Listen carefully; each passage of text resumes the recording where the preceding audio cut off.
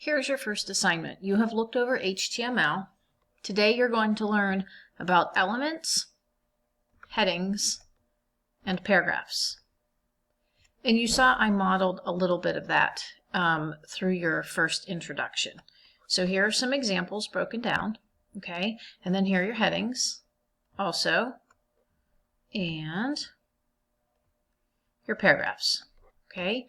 So what you're going to do is you're going to pick the one that you want to say, try it for yourself, and you're going to make sure that you include 2 paragraphs, 3 different headings, a title, a line break, and use some pre-formatted text in the paragraph.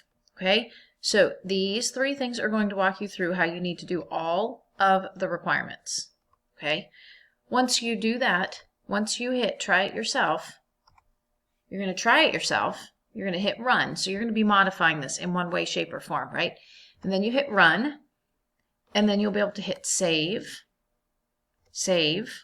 Remember, right-click, copy, and paste this link into your assignment 1 submission. Okay? Does that make sense?